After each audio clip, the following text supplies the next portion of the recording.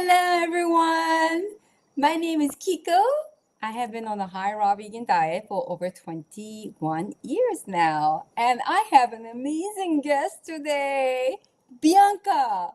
Bianca, this gorgeous Hi. woman, and she's got so much to share, and there's so much in this woman that I don't know where to start from, but I just chose for the thumbnail that she had her first child at 48 years old. First child. And she was told by her doctor that she wouldn't be able to have one. And we are like, my second home is I always say it's New York. And, New York is your home as well. And we've got this New York connection. And I'm just so honored to have you on this live. So thank you so much for being available in this. You're a busy mom, busy wife. You've got your own business going. And I'm just really amazed how efficient you are. You always respond me so quick. And I know that, people who are the busiest, they respond the fastest. And you are so Yeah. quick.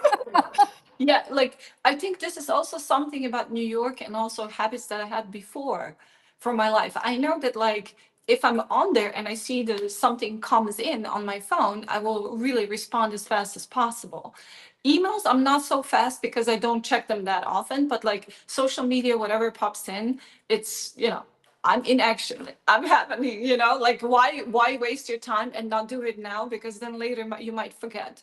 And then it did happen a couple of times that, if I wouldn't respond immediately, I would forget. Yeah, And it exactly. sucks because you feel guilty then, and Yeah. sad. Yeah, so this is a very hardworking woman with big heart, Bianca. So Yeah, would yeah, you like to share? Because you have so yeah. much information in you. Would you like to Ugh. just share, who you are, when you started this healing journey, and where you are now? Yeah. Thank you so much, for having me here and giving this opportunity that I can share this and maybe help somebody else. This is the most important. This is why we do this, right? Um, the thing is like it's so much life to live. It started actually when I was 16 with the war, then terrorist attack when we were in Manhattan. And this influenced my health in a very negative way, despite the fact that I was living always healthy. I was always, vegetarian, which is not good because my mom would feed me a lot of dairy, because of Mhm. to compensate not eating meat, and that really hurt me. My teeth, my bones. This was my negative, maybe even liver that I got from her. So, but this whole thing started already when I was 4, and I was being very sick child. Mm. Yeah. So basically, very long time, like over 40 years, right? I've been doing this in some way, and I didn't even know that I'm doing it. Like I would just decide when I was really ill, I had like an ear infection or throat infection, strep throat. My mom should just give me like I didn't want to eat anything, but like for instance, oranges or mandarins or something citruses, right? And that was normally in the winter time, and from Croatia they would bring that fresh, and I would just eat whole day citruses. And next day I was fine, and my mom didn't even give me antibiotics or anything. But going forward, then the war, I basically moved to Oxford, Melbourne, Amsterdam. I was trying to find my home where to feel safe because I felt so unsafe, and it hurt me so badly, to basically see like a real genocide happening, to your family, to your people. So that really hurt me. Luckily, after 5 years, this stopped, and I moved to Oxford as exchange student. Was a very good student always, a very good academically. In general, I was always loved to study, always loved to go deep into the topics. I still have that, of course, so that's why I'm here, right? Um, and on top of it, I wanted to be first medical student. I wanted to be a doctor, but then I changed my mind because when I came to the information time, just like these people were just so obnoxious. So I then decided to go architecture, but I did study and prepare to enter the medical school. So I have like a lot of education in traditional like medical field as well. And later, after doing my master's, I did like advertising jobs in New York City, as first as just normal designer, and then I became executive, creative director. I really loved that job, but it was so stressful. Like it's all the time, and it was like I feel this workaholic stage of my life in New York was part of me escaping the loss that I have after 9/11. First of all, like I lost my unborn son because of poisoning from debris that fell on us, and then also my marriage. We just couldn't handle it. I was also very young, of course, so we couldn't figure out how to go over this big loss and tragic, experiences. And at some point, I ended up even like a homeless and starving. Yeah, because he got really upset, and I ended up in the middle of the night, on the street. So, I know that because of that experience, I know that you can do anything in your life. You can pull yourself from anything, from any darkness, anything. But the worst part was that I was suffering pneumonias after 9/11 for probably 3 years, like constantly almost, As soon as a little bit my immunity fell from whatever, maybe it was cold, maybe I overworked myself, maybe I didn't sleep, at all almost. So I would just get ill. And that's why I started basically popping antibiotics as, like nothing, like it's candy. Wow. Yeah. And this is something that really didn't damage my health. And also, I've been diagnosed already on 9/11 in 2001 that probably I won't be able to have children, officially. And then later, I did 7 IVFs, and even with somebody else's egg, all kinds of things, like everything you can try, right? First, I did all the natural paths to kind of become mama, didn't work out, from Ayurveda to this to that, like whatever I could think of. And the interesting thing is that in Manhattan, I was mostly raw because my apartment in East Village in the city was right next to the raw vegan restaurant, Quintessence. Oh my And I would God, I like, used to go yeah, there so often. you really, We might have come across. I was there from 2000 until 2005.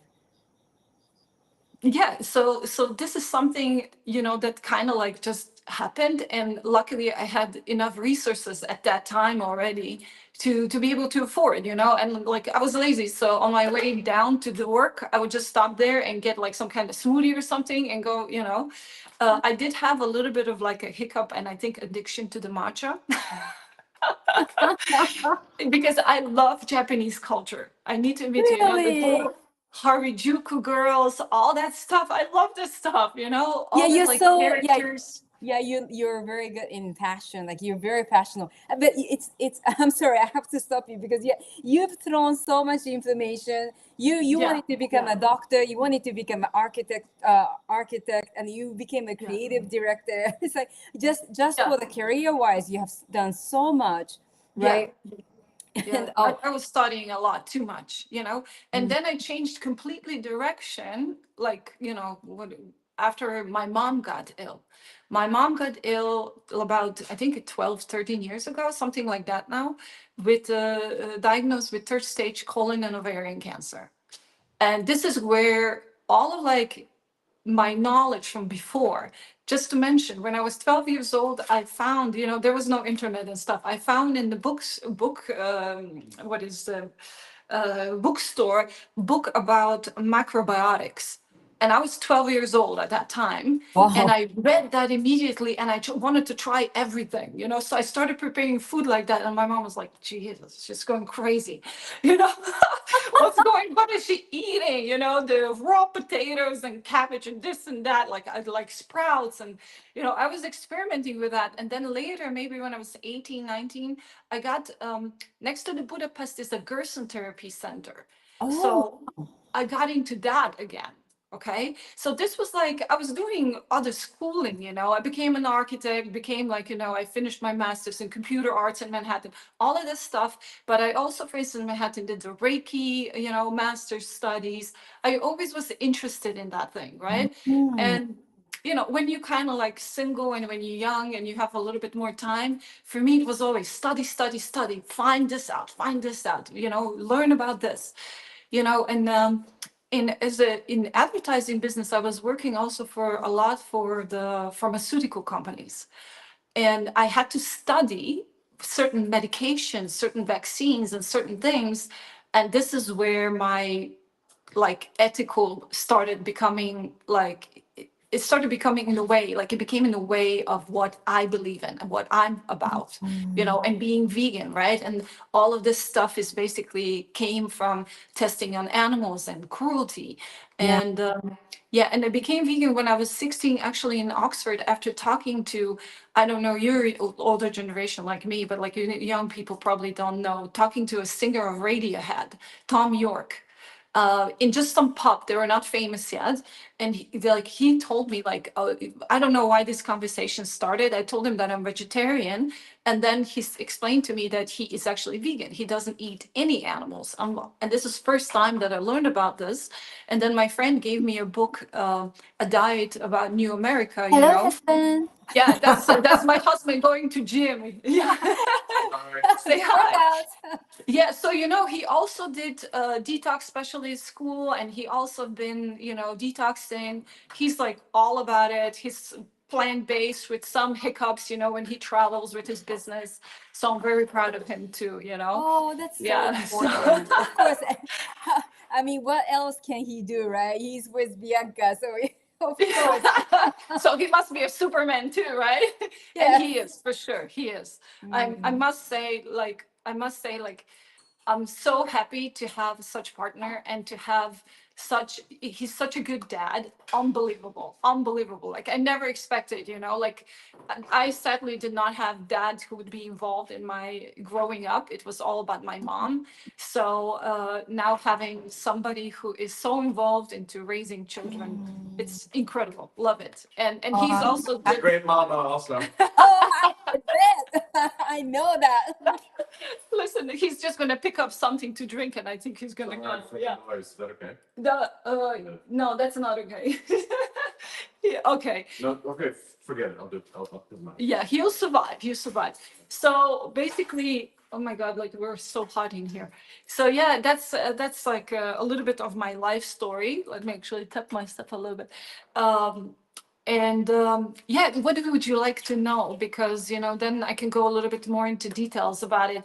The benefits, like you know, to me, after my health basically collapsed, that I gained tons of weight. My thyroid gave up after all these artificial hormones. This is why I got sick, not because of my diet, not because of my lifestyle. I was never into alcohol, never into drugs, nothing, right? Didn't pull me in. Like, you know, I was more into like workaholic, you know, that's my thing that would probably, you know, make me also tired and exhausted a lot and hurt my body, you know. But my main thing was like, you know, these IVS and these antibiotics, one after another. And at some point, my thyroid completely collapsed. After the last IVF, they gave me the shot of very strong, some kind of new invented hormones. I don't know, you know, to really stimulate my ovaries, right, to get as much as possible eggs out of me.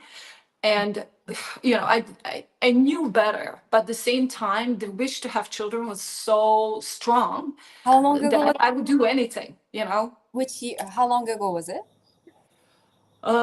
2013, something like that. 2013, Okay, 2012.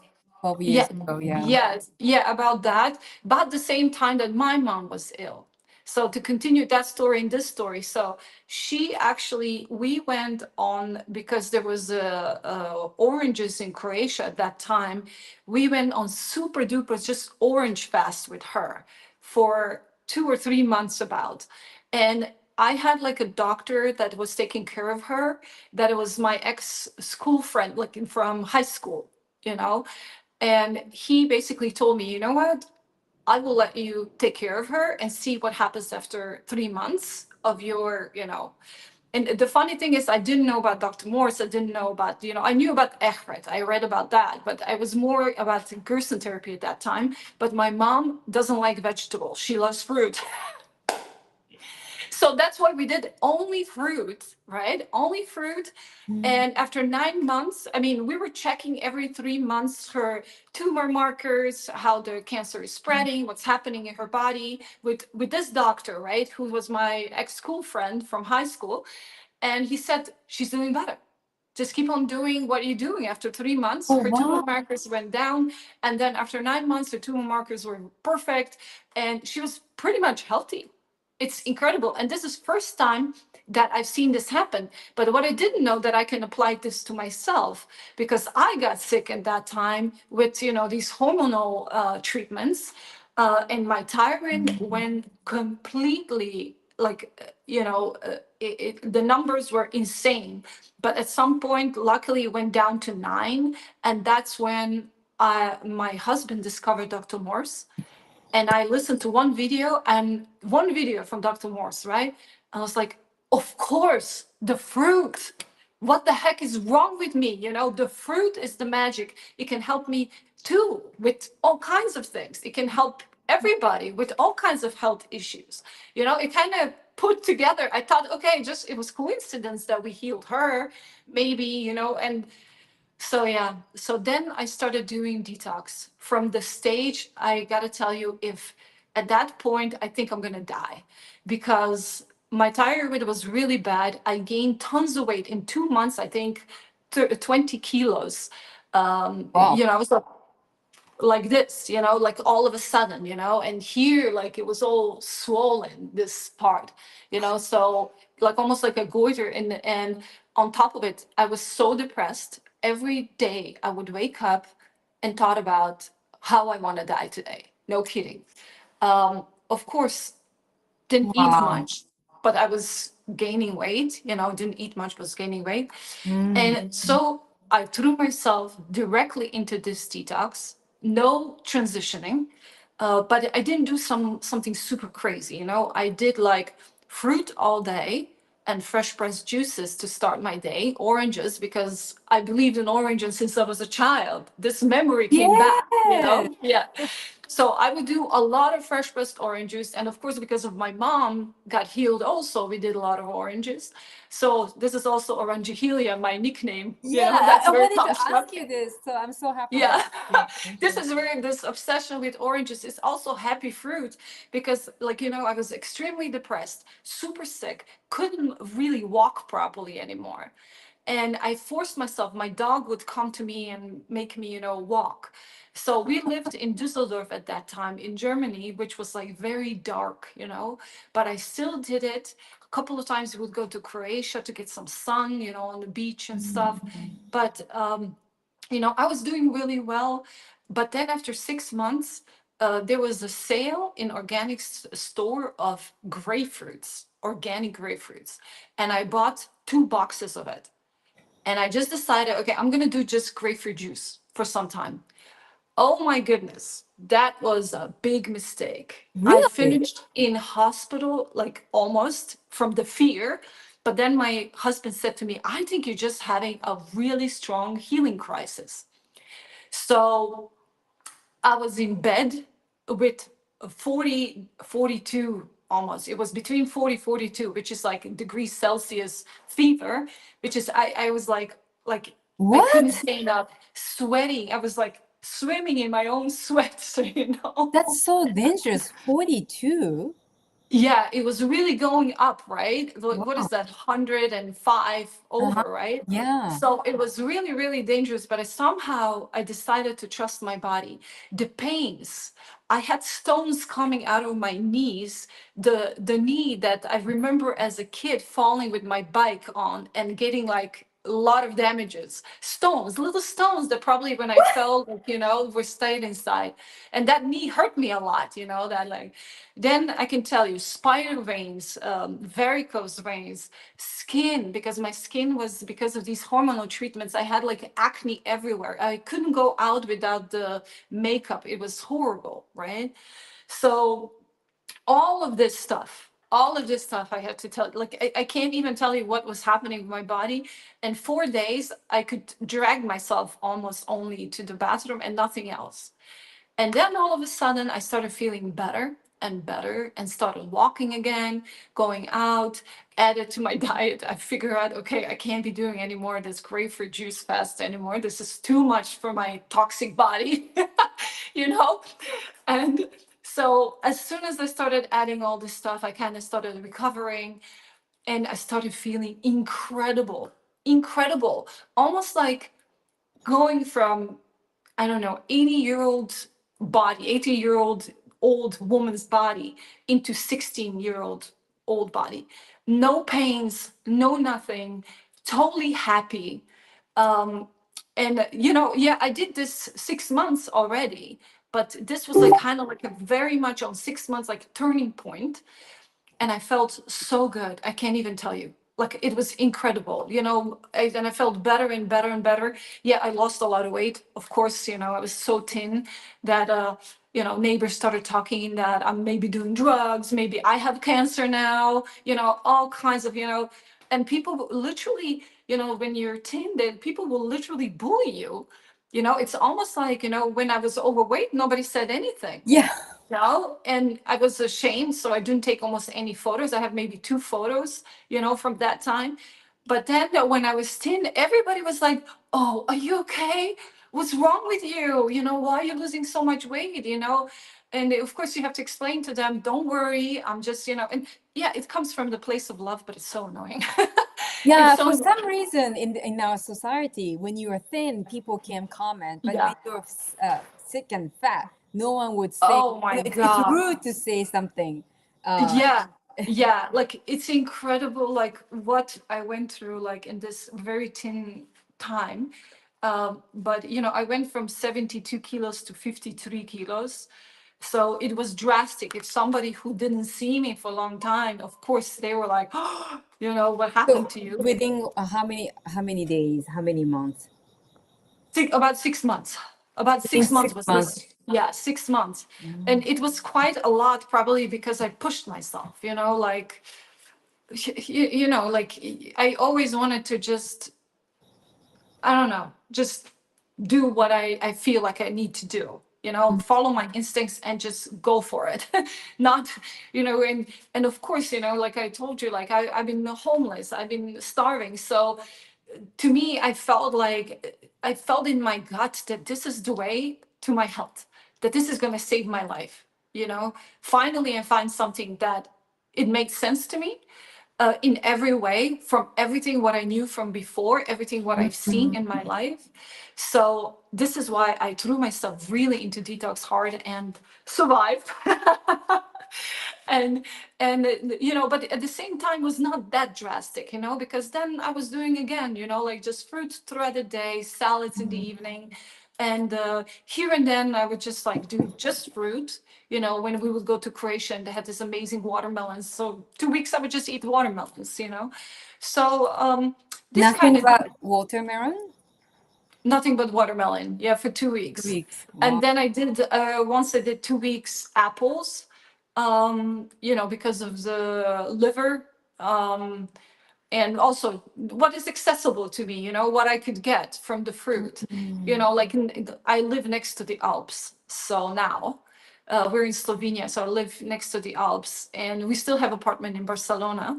But then, one thing that I think really then brought my health to a higher level would be sun, because we moved from Düsseldorf to Barcelona. And every day over there, I would have a lot of plenty of sun, and we lived in a beautiful complex with like pools and waterfalls, incredible, and I felt like I moved to paradise. Amazing fruit, we had like organic local farmers deliver us fruit and vegetables every week. And we lived only mostly from that. Every day I would walk, with the dogs in the forest around, above Barcelona. So really living almost like in a paradise until pandemic started. And then things started changing, so yeah, this was in probably like 2 years into living in Barcelona. I really felt so healthy, like never before in my life, positive, ready to go. And then I thought, why not do 1 month juice fast? I never done that before, right? So then with my husband, we both did 1 month juice fast, a little What bit longer, right? juice? Like just fruits or veggies? Just fruits, just fruits. In the evening, sometimes I would have a little bit of like spinach and something more to kind of ground me because I felt like we're flying. Yes. So, yeah. So basically, after that juice fast, I started bleeding, like, period, for 47 days. Oh, wow. And I was like, what the heck? What's going on? It was literally that I would, after 3 hours, be in a pool of blood. At night, I had to have like plastic below me. It like I would go to the bathroom and almost like peeing blood. And result of that, like, I called my gynecologist. Of course, she said, "Oh, you got to come in. We got to put you on some hormones." And I was like, listen, I think this is something my body's cleansing something. I think I should wait a little bit. And then it actually ended up being 47 days. I didn't bleed out. I was fine. But I did have anemia. And then I started like, with the beet juice and kind of tried to fix anemia. And I think after 2 or 3 months, I fixed it. But then all of a sudden, my period stops, and I'm like, didn't come. I'm like, okay, I wait Wow. another month, no period, another month. And I was like, okay, maybe I'm so clean, I'm not having periods anymore. But then I was like, you know what? I didn't even say to my husband, I'm going to go to gynecologist just to check everything's okay. Like, hopefully I don't have some tumor or something going on. And I come to gynecologist and she puts like, the ultrasound on, Huh? and all of a sudden it just do, the heartbeat. I Oh my had God. a heart attack, a heart, and then I sent the video of the heartbeats to my husband, who said he literally almost collapsed at work, you know. So we were Wow, what pregnant. a story. We were pregnant, and this was about like 3 months pregnant already. And we didn't say What? anybody anything. We waited until 6 months because I was like, oh, I don't know, something can happen. I can get, I can lose the baby, you never know, right? I'm old now, I'm 48 almost now. Like, and that was exactly, I was pregnant from 47 to 48, right? Giving birth at 48.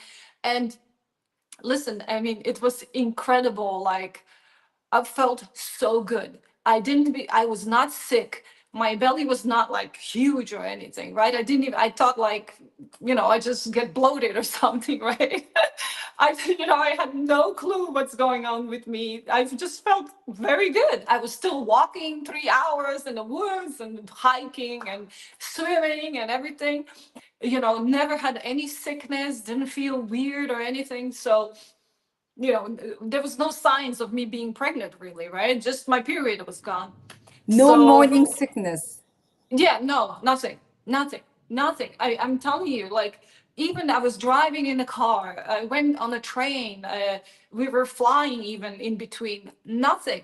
I didn't feel weird at all. I felt so good, like, and on the month 6, I said we actually made it public then and told parents and so on.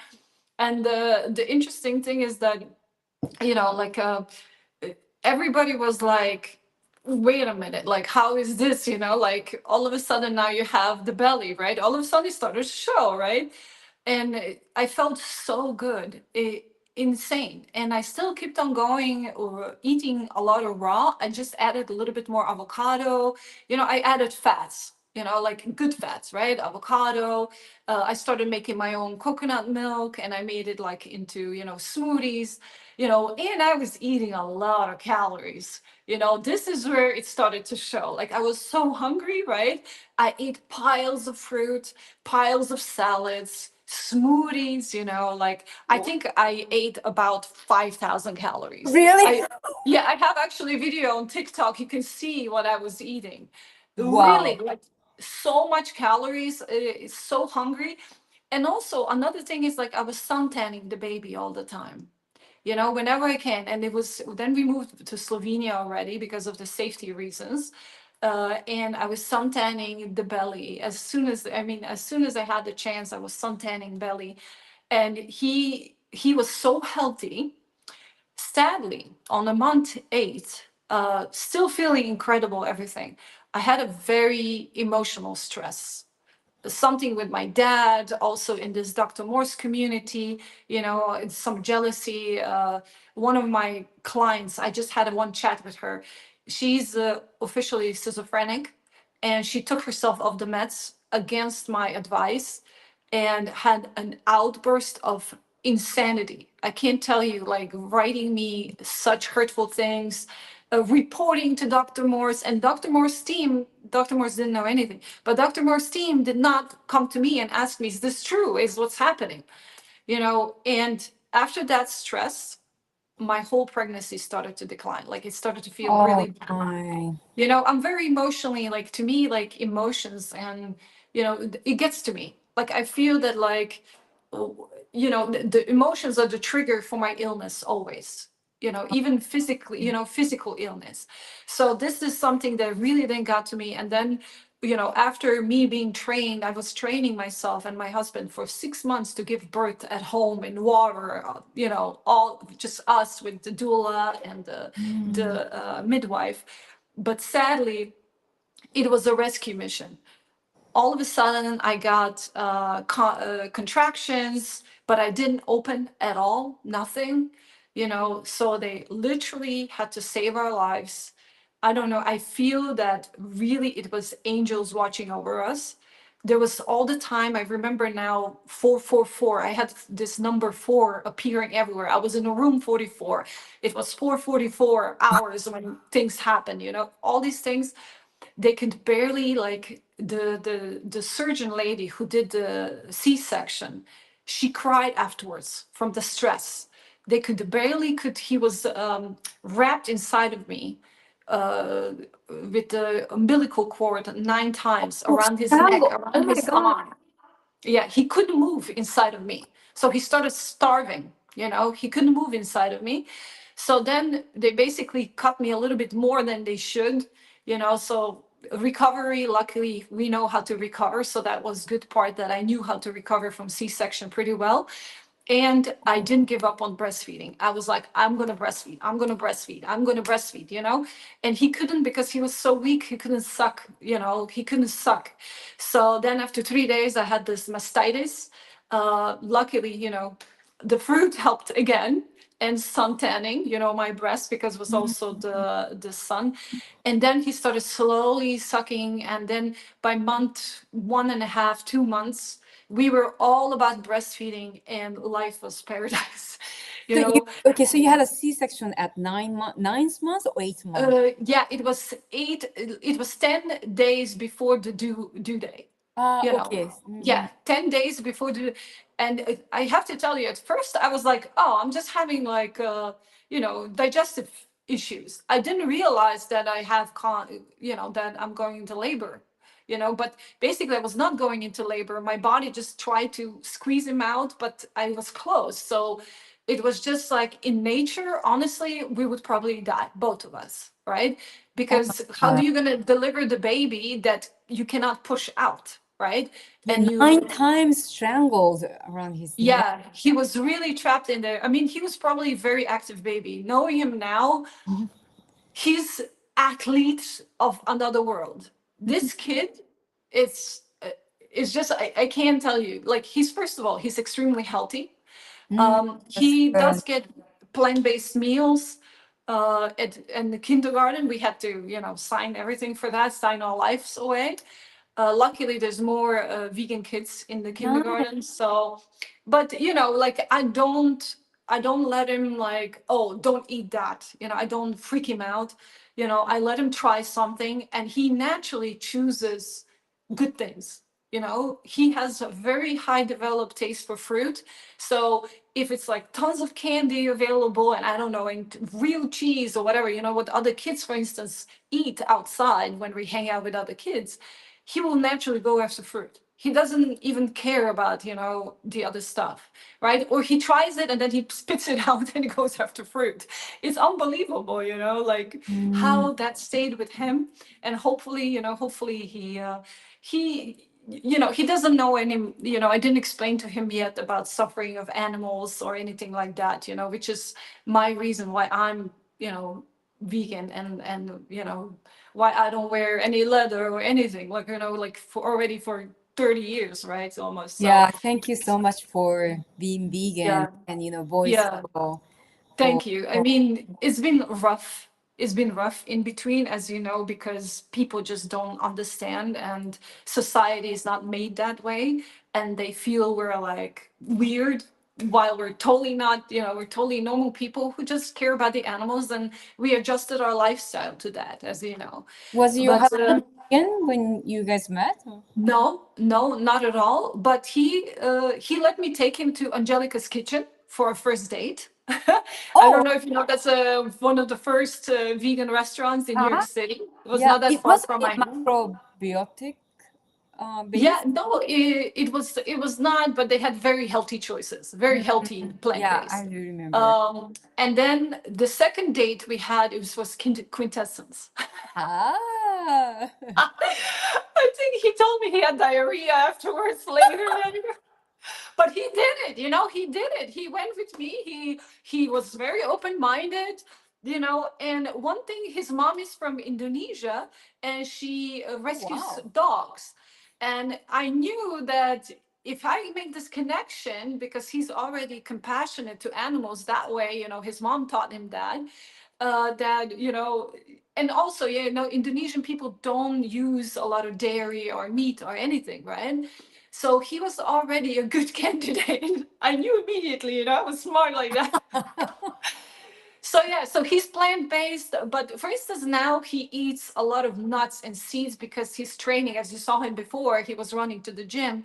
He has 1 hour. He goes 3 times a week to the gym and has fantastic body, you know. But he added nuts and seeds and all this stuff to kind of bulk up, to have some muscle. And I was like, okay, you know, like, of course, right? But he still eats tons of fruit, starts his day with the fruit. But you know how it is, like when you're like on the business trip, and you know, sometimes it happens he has to eat whatever. So he has to eat some salads that maybe have inside, you know, oils, or you know, he can complicate, and he's this kind of person that likes to please people as well, you know, and so he doesn't, you know, he just does whatever he's best, you know. Mhm. Um, and yeah, we live in the real world, you know, and the real world is sadly not yet on the vibrational or compassion level as we Mhm. want it to be, right? I'm trying. I'm telling you, I'm trying and trying and trying, and Yeah. hopefully, yeah. I was hoping when I went vegan to see a really vegan world, right? Mhm. Um, and sadly, now I understand that probably won't happen. But Yeah. and to me, it's just like, you know, okay, like it's not even like, you know, cut everything from animals. I just would love to see people eating less animal products, save some lives, same, you know, help their health. Because this is, I feel, the base, right? Because of the energy. I Mhm. look at the food as an energy, and I feel that the most compassionate diet you can have is basically fruitarian. Mhm. And yes, it's not realistic. We kind of do our best, but you know, like living in Alps, I will have to live in somewhere in tropics. You know, like a lot of people that you see, these Instagram influencers, or you know, on YouTubers, you see they live in these paradises, like with so much fruit, and they can plant everything. Mhm. I do my best. I plant a lot of food as well. You know, we have like a lot of berries. We have I plant a lot of herbs, stuff like that that you can use. Nice. Yeah. And Yeah. you So are you based in Slovenia? You think that that's your yeah, home now? yeah. We're gonna stay in Slovenia because it's still one of the safest countries in the European Union. I really love Europe, right? I tried living, and I checked out Australia, and I felt like a little bit too isolated for me. And my husband is from Boston, so of course, you know, US is always an option, and I love America. I love, you see, like before I came to New York, I was always, oh, I had this really mean prejudgmental thing. Oh, Americans are all fat and they're all stupid. You know, like this, you know, most Europeans like do. until they go there. And then you see, especially in New York City, I've met the smartest, kindest people, like, the variety of people. And meeting, I don't know if maybe the good souls came in my way. I had a lot of good people come my way in New York, and I appreciate every minute of living there. Yeah, I feel the same. My time in Yeah. New York and this. Yeah, it was intense, but it was really perfect for me at that time. Like, I don't think anywhere else you could go from being homeless to being a millionaire. Over there, you could do it. I'm living proof of that, right? So this is something that I would say, that it's very, and I'm not talking about only this materialistic stuff. I'm talking about, like, I went to the Buddhist temple. I discovered Reiki. I discovered raw veganism, right? I was eating already then raw a lot. So many interesting things. People that were knowledgeable, also for my profession. Like, I was obsessed with Steve Jobs. Like, I had a crush on him almost. And, like, we would go, and every new iPhone would come out. We would stand in front of the store for a whole night camping. Like, I was one of those, dorks, those nerds, Oh my God. obsessing about Apple products. I actually worked one summer in Apple store fixing iPads, so I tried.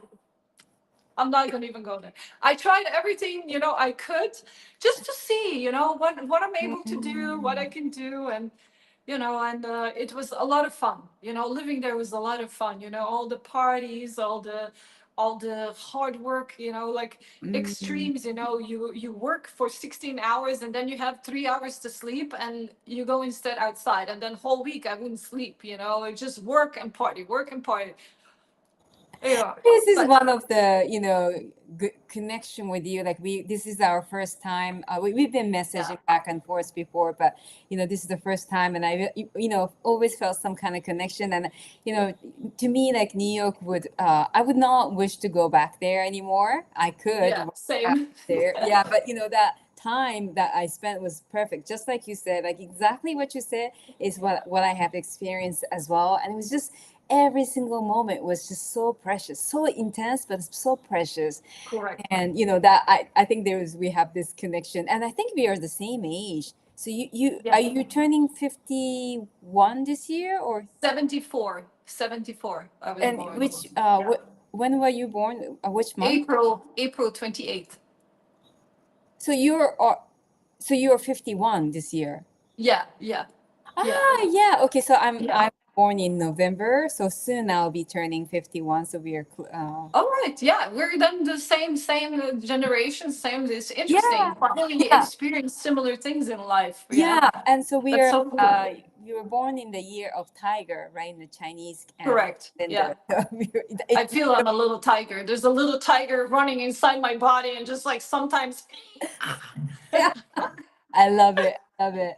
Yeah. But okay, so going back to this, you had a first child at 48 years old, and you said that you knew how to heal, but with the cesarean section, which is very hard. Yeah. What I heard is, Yeah. and so it has been 4 years, right? Since you. Yeah, 3 years. 3 years now.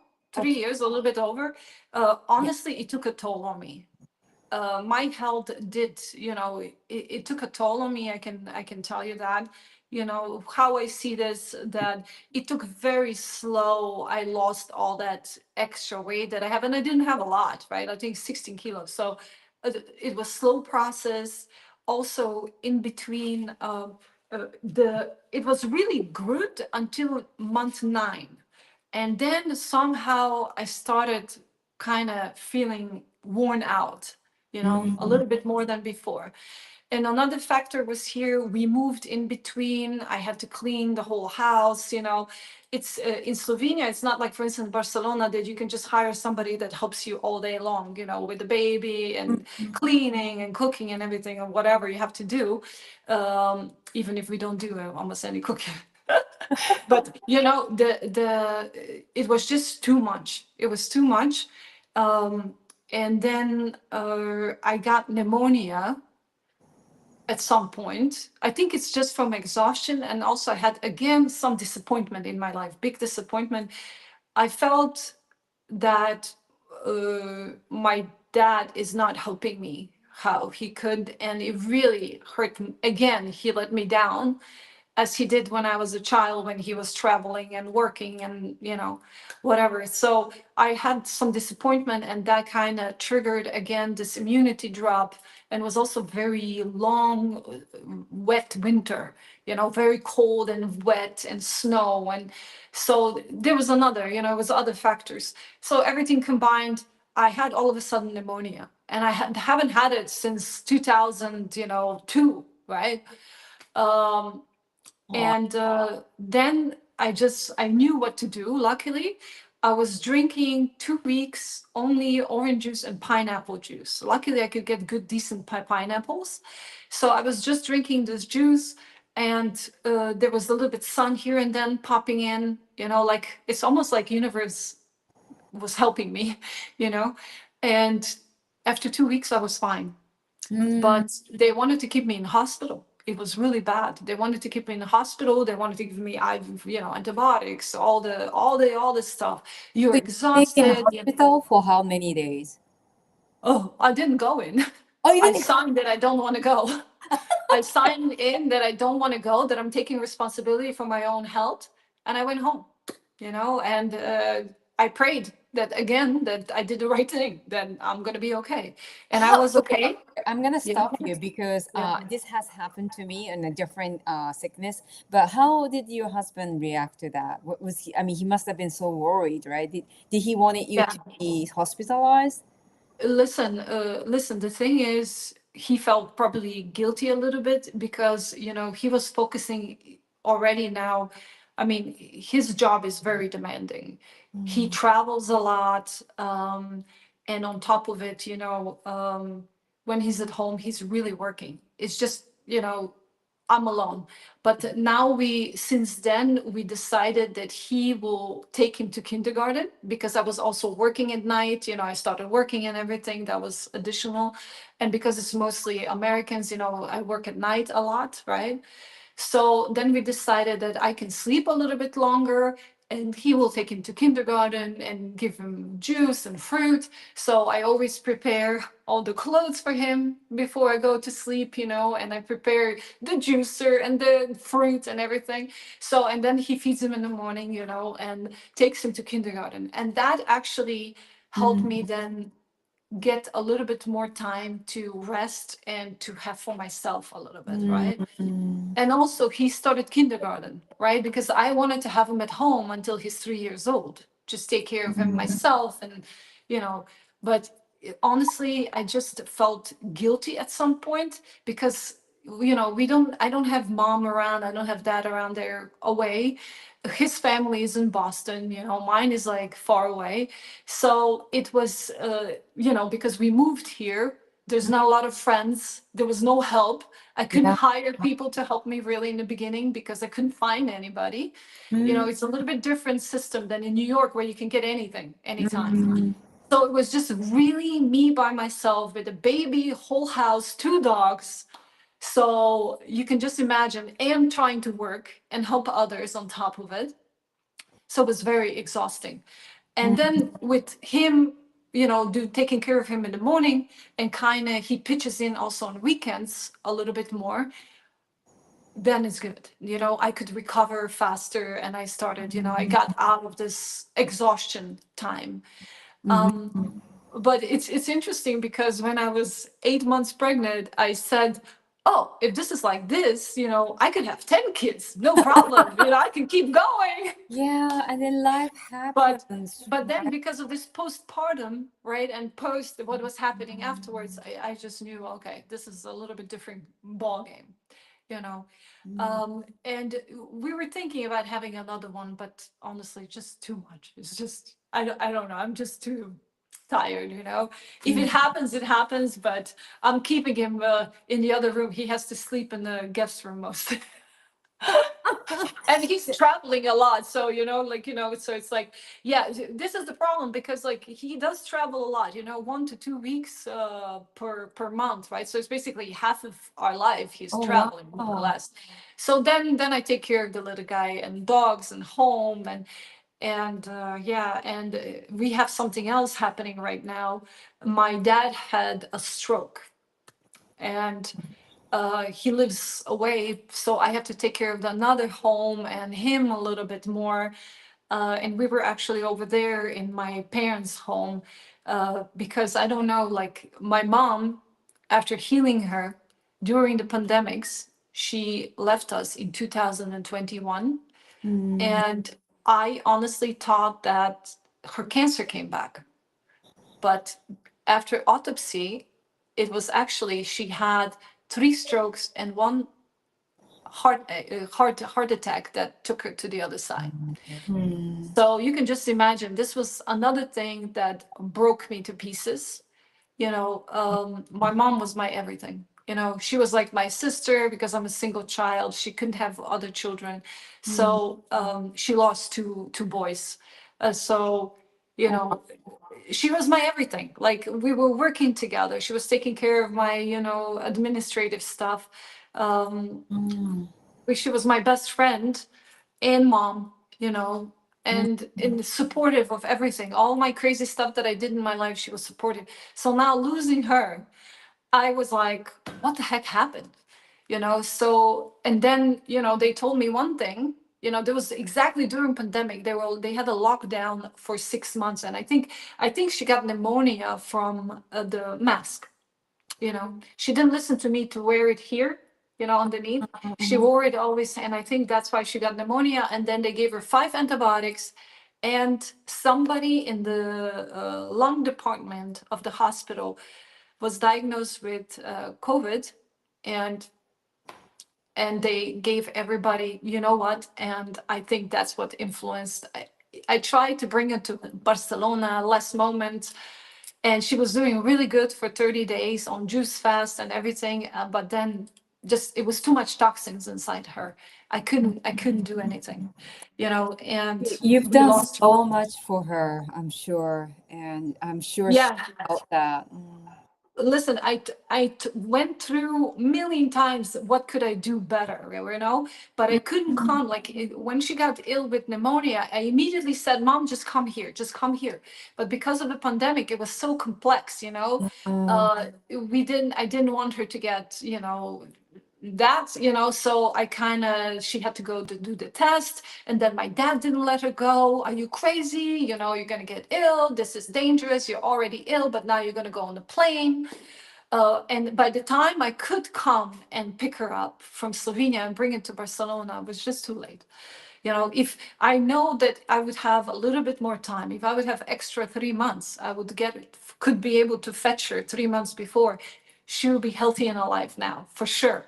But it was just so far off, and so many toxins, and her body was just so saturated, and her organs already failed, and she already had stroke, as well, that I didn't know. But she was always saying to me, left side. And I was like, left side, why? I can't move left side, the left side hurts me. Like, she would wake up and said to me, like, oh, I can't move my left arm. But like, I didn't put it together. Like, why would my mom had a stroke if she had pneumonia, Yeah. right?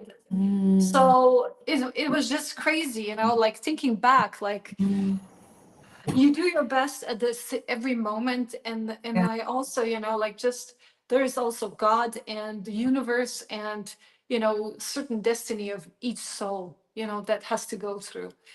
So it was really rough on me, that, and she never met our son Arthur. She never met him. So that's my biggest sadness. But I feel during that hard C-section, she would always be there because of these force appearing, and I felt like she's talking to me. Okay, because at first I didn't even want to do the C-section. I was like, no, I want to give birth naturally. And then 3 doctors came to me and said, like, how can you give birth naturally if you didn't even open? You're not open. Like, where is good baby gonna go, right? And then it's just like I heard her voice. You have to do this. It's going to be too late. You have to do this now. And that's where I decided, okay, I'm going in. And they literally put me on the table. I mean, put me on the trolley, drove me into the surgery room, and did the C-section. And then it was really, really hard, really hard. You know, yeah. My husband actually told me later that this surgeon lady was crying, but she also said that when she pulled Arthur out of me, he looked into her eyes, and she felt like she's looking into the eyes of like somebody who's 300 years old, not a just newborn that she pulled out of this woman's body, right? This is something that she later kept on saying to me, and like I also didn't understand, but now I understand, because really this child is something. I don't know, it's not because he's mine. I could, I see him, other people, when we're on the playground somewhere, other people, like for instance in Vienna, we had like one man coming to us and said like, how old is he? And we said, oh, he's 2 years old. At that time he was 2 years old, now he's 3. It's like, I can't believe it. How can he do this? He climbs, he does, like physically, he's like a little monkey. I said all these bananas that I ate, you know.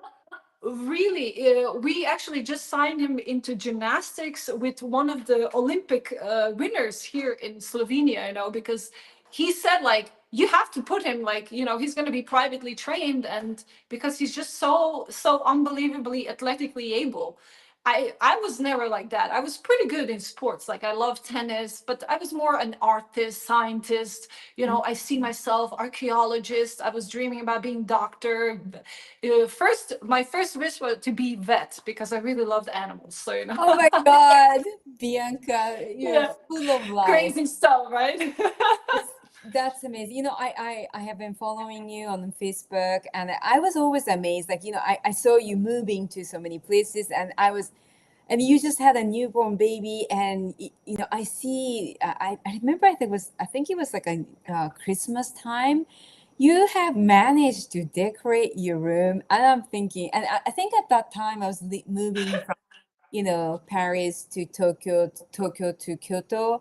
And I have this tiny apartment from Tokyo and now a house in Kyoto. But it's, I have no energy to do any kind of decoration. I want something very, and then you have a baby with 2 dogs and husband.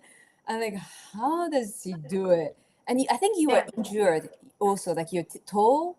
You had I a don't tall. sleep. I don't sleep. Yeah, I'm very tall, and I don't sleep. I have to tell you, for some reason, like it's not that I just don't like sleeping because I feel the life is passing by while I sleep. But this is also, like it is a negative thing, in the health, right? I have to be very careful because I'm very prone to just doing some research. And another thing is I always like to stand up for underdog and for the people that are suffering, and that I feel that people and animals, that I feel that it's being injustice being done to them. And that could be sometimes even dangerous, as you know, because the majority of people don't like people that are different, people that are maybe better because they feel jealous of them or something like that. Jealousy is something, and greed is something that I'm noticing is what's in the way of humankind of becoming better. And yeah, and this time, like they removed my Instagram, the mob, and I'm actually in a lawsuit next year against Meta. So and I see similar things happening on my Facebook. My husband tells me, please just be quiet, don't push. I know you want to fight for the underdog. I know you want to fight for people that are being hurt, and injustice being done to them, and they're minority in the world. But you have to just keep it calm until you can express what you want to express. So this is something, yeah. But it's a good lawsuit because it's very obvious that is being discrimination present. I mean, it's combination with my Instagram, I would say, of my this natural health, posts and what I was saying about that and revealing that truth. And then another one is, this human minority that I'm standing up for on this planet that's been always repressed and oppressed and hurt in this world and for thousands of years. And then another one is animals, because the vegan minority is under attack, and the people just don't understand, right? I see people are just not educated enough, right? And they don't travel enough to understand that there's propaganda that, like, during pandemic, it's again like propaganda against this minority on this planet, so this kind of things, like people don't really like they. And I understand not everyone is like me, that I like to go and dig really deep into the topic and really go and discover. And I sit on a plane and I go on the side and I look, okay, is what they're telling me on TV really what's happening in reality, right? And this is right. And then also, is this thing is going to work on me or not? And I really, this critical thinking and researching, this is always, you become dangerous person when you go deep into the rabbit holes. And that's my conclusion, from what I'm seeing, right? The censorship. I mean, during pandemic, I was just posting, between 2019 and 2021, I was just posting science that was contradicting the mainstream narrative, right? And they blocked me altogether from Facebook. About 6 months I was blocked off the Oh, Facebook. wow. And for instance, like when I get some kind of harassment or abuse, I report it. They don't recognize it. They can tell me I'm, death threats, everything. I got everything. And Facebook doesn't do anything. But I can just say something that is, like, passionate. I call dead consumers, maybe somebody who's eating corpses to me, and they block me for like a month, So this kind of stuff that I'm noticing, and maybe they have me now as a target already. So I can't say anything wrong. I have to be always careful what I write, what I say. I can't hurt anybody's feelings. It's always like, oh my God, and God forbid I write truth, and facts sometimes. So, but I think I have really good lawyer, and he said, just be patient. We're in a process of preparing all the materials, everything, I'm trying to get everything. The funny thing is that Facebook blocked all the violations, their violations, they thought that I violated from the last, I don't know how many years. And I was one of the first people who joined the Facebook when it was available to the masses, I was one of the first people that went on Instagram. I'm very like into these, technical stuff, and I love technology. I love AI. I love all that stuff, despite the fact that I don't use AI now, really. So, but I'm interested in it.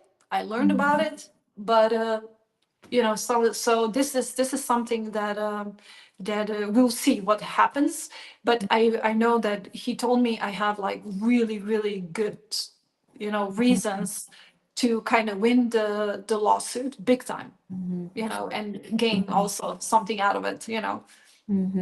It's incredible how much energy you have, because I mean, just being a mom and husband. I mean, you have a husband and you've got two kids. You two I dogs. clean my own house every week for 6 hours. So But you have someone to help you. No, I don't. Because it's just so hard to find somebody good. And also, I help my dad now and clean his house, and it's not small. And You need two to think, gardens, Bianca. Oh my God! You look behind her. You have decorated so well. It's so like so clean, spotless, and Well, it's it's like I have stuff on the table right now, because but you can see like a little bit of our garden here. This is all like berries here, So the berries are easy. The more harder part is like if you want to grow like, potatoes, corn, and salads, and like more demanding stuff, right? This is where it becomes harder. I can understand. very difficult for you to hire someone because you do it so well that it's and Yeah. so fast. You get things done so fast. Yeah, That, and I had help in New York. Maybe last 5 years we were there, and I had help in Barcelona. 3 years, same woman. She was amazing, amazing. You know, so this is why. But here is just something. This there's not enough demand probably, so people are not as good, right? In Barcelona, I had amazing like woman, and we were actually became friends. You know, like she's so cool. And we were actually talking that if I have a child, she would kind of move in with us. She was actually from Philippines, so you know, so we were such good friends as well. So I wanted her to move in with us and help me with the baby. But then the safety in Barcelona just went like that, and I can tell you, like, tons of people are leaving now, even now, you know, because of immigration, inappropriate immigration, you know. So this is something that it's so sad to see all over Europe, because that we've seen this in Germany, we've seen this in Spain, you know. Now I'm praying that here we're safe.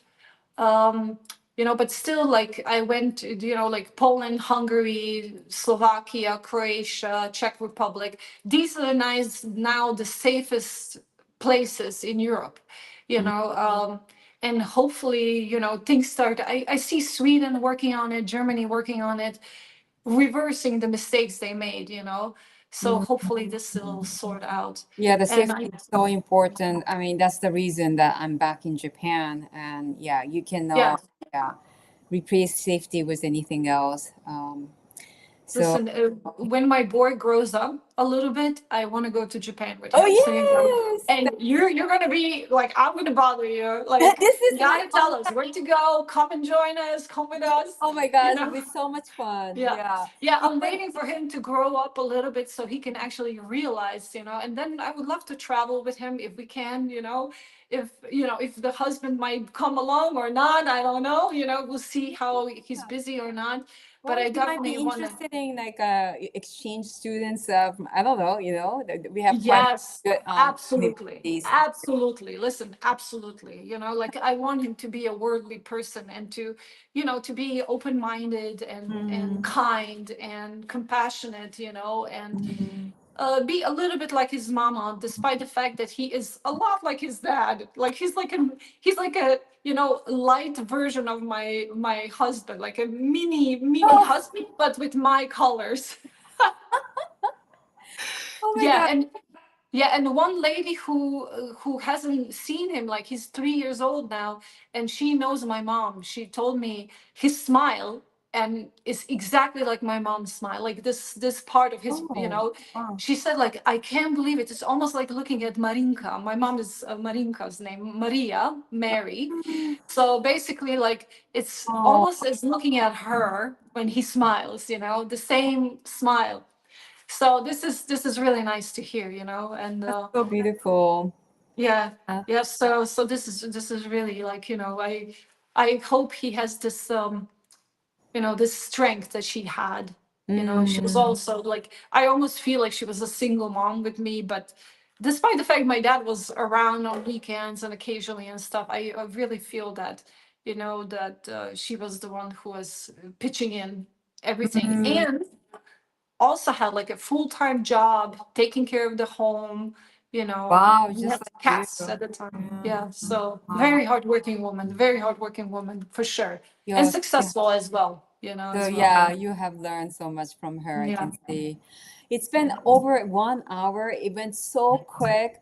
You know, I just wanted. I want to again thank you and appreciate your Thank you. time because you have zillions of things to do, and I'm so glad that you have so much energy. You know, you've got so much going on, but still have more energy to give, and the world needs someone like you. So you do some consult. Like I just wanted to maybe you can end off with what you do as Yeah, a service.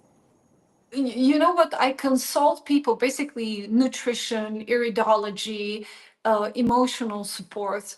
You know, to me, it's like, if somebody really feels down, I can lift them up. That's you know, especially if they give me opportunity, right? And if they're open to it. Of course, you cannot convince anybody, you know, you have to take responsibility for your own health, for your own body, for your own life, right? This is very important. But if the person decides on that, I can really give them that boost, you know, that boost that they need to really then succeed on their healing path, or I don't know, like even career. Like a lot of people report me that I helped them with even with career, you know, that gave them that little boost, that they more motivated and more focused, you know, and so on. But I think it's very like all in connected, right? Everything is connected. Energy, you know, if you eat energy, you're gonna be energy, right? If you like give positive, it's gonna come back positive. So this stuff, and you know, like of course, you know, when you're such a light, you know, when you try to do so much good on this planet, the dark forces will drag you. I have that, you know, I have people that, you know, try to take me down and so on. Fine, you know, I'm ready, you know. um so that's why I constantly try and fight for the good, and try and, you know, and try and do my best to kind of still keep on going with the positive and so on. So yeah, like, so I also do like written protocols, and or just, you know, whatever, if somebody needs just to talk to somebody, you know, about this whole journey, to just give like that basics, you know, to confirm what they know already, right? I'm all about it, you know. I'm here to help, you That's know. great. Yeah, I have linked the Facebook page Orange Helia, and feel Yeah, free yeah, to yeah, yeah. with Bianca. That's great. Yeah. Yeah. Yeah, the Facebook page, like on TikTok, like, you know, I'm active, but you know, I was very much active on Instagram and had quite some followers there. So it was sad, you know, when you lose it because of the mob attack. But at the same time, you know, it's, I haven't lost anything. I feel this is now opportunity to really come back with a million times more power, you know. I can't start a new profile or anything. um but I'll wait, you know, until next year when we win the lawsuit. Then I'm going to start a new profile, and I'm sure, you know, it's going to be no problem to build up again great audience, and a lot of people who want to, you know, who see a, you know, help in listening what I have to say, or posting what I have to say, of course, you know.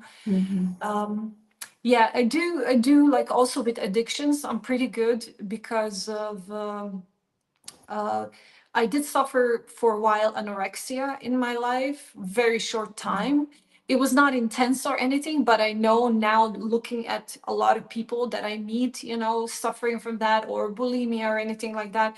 I'm really good also with eating disorders, or just somebody who's like overeating, how to help them, you know, change these habits, because it's basically habits and, you know, addiction that they have to the certain behavior, right? So also this positive thinking, you know, like you really have to it's hard to explain to people, but there's not even one thing that will fix your health, right? It's a wholesome process. So you have to go, I have like about 6 things that I touch base on.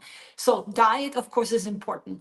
Mindset, movement, you know, sun exposure and how much sun you get, light, right? Life, energy. And then, of course, environment, that we change the environment. And environment could be also toxic people in your life, right? And then, of course, it's this with mindset is also, of course, the emotional health, right? And you have to go through all of these, you know, and then maybe add a little bit of herbs if needed, you know. And I also have also tendency about the balance, you know, not to do too much extremes, but kind of balance out everything, right? Because if you're doing extremes too fast, you're gonna end up like me, right? It hit me really hard. And for my mistakes, you know, then I explain to people, well, if you want to do and dive into the intense, you know, detox, I'm all for it. I'll be here for you. I'll hold your hand, you know, but you can do it also a little bit smarter way, That's right? fantastic. Yeah. Yeah, yeah, yeah. Yeah. So reach So out to Bianca, you know, if you resonate. I think the best, you know, once when you resonate, it doesn't matter the theory or, you know, the scientific fact. I always encourage people to connect with who they resonate with, right? Because that the energy level has to match, you know. Yeah, true. So yeah, thank you so much, Bianca, again for You're incredible. oh my God. Everything you do, I have to tell you that you do these interviews so often. I was like, when do you have time for this? But at the same time, I wanted to do this with you because of you. So, you know, because you're Oh, this beautiful person and working so hard. I've noticed, by the way. Love your posts from nature and like where you live is like gorgeous, gorgeous. And I really want to visit you. yeah, Maybe some I don't know. selfish motivation. Yeah, I don't know if I'm a tour guide here as well. So the high season is gonna pick up, so I won't be posting so much, videos and all that. But yeah, I'll be well seasoned when you are ready to come to Japan. Thank you. Thank You have you. my VIP Appreciate service. it. Really, I appreciate it so much. Really, you're incredible. You know, Oh, like I feel that you're like my sister that looks a little bit different, but they're from a different country. yeah, yeah. Well, I have also a little bit eyes like that. Sorry. Oh my God, Yeah. this has been so much fun. And I thank you so much for, being the warrior you are. You're gorgeous. You have made so many miracles in your life, and we cannot cover your life in this short interview. But again, I really appreciate you, and I love your posts on Facebook. So, sending you lots of love, and we'll connect again soon, hopefully. Absolutely. I think so, yeah. Yeah, there's Okay, more to hear to this relationship. I know that. All right. great. Be very, Okay. yeah, stay safe and healthy, and I'll talk to you soon. Okay, fantastic. Thank you, Bianca. Thank you. Bye. Mwah.